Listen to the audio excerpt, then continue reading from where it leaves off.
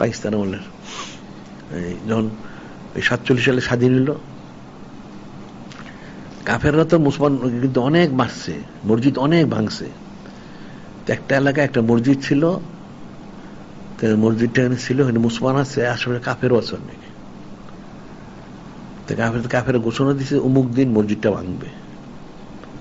এখন মুসলমান লোকের কাফের সংখ্যা বেশি, কেমনি কি করবো? তো ওই এলাকায় একটা বড় একটা গুন্ডা ছিল, নাম করে সবাই নাম শুনলে ভয় পেত।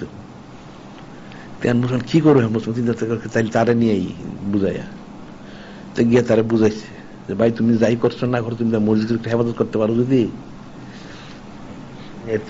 মসজিদে আল্লাহ ওনার গড়, নূরে মুজাসসাম হাবিবুল তোমার মুখ তুমুখ আর বুঝাইছে খুব ভালো করে।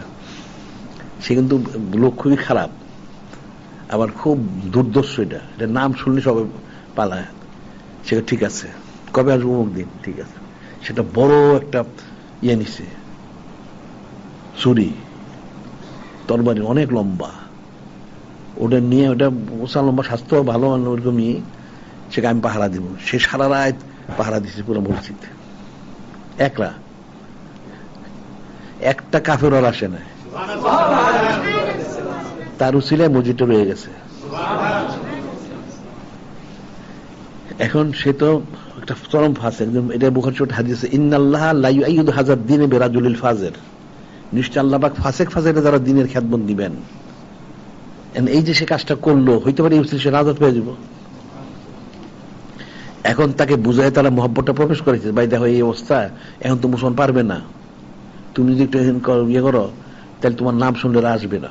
সত্যি ঠিকই, একটা কাপড় আর আসে না, ওই মসজিদটা করে রয়ে গেছে।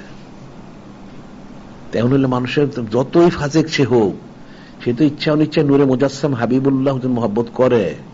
যদি তার কুফরি আকীদা না থাকে, মুনাফিক যদি না হয়, তাহলে আছে। তো এই জিনিসটা যদি ফুটে তোলানো যায় তাহলে তো যথেষ্ট। এটা ফুটে তুলতে পারলে তো হইল।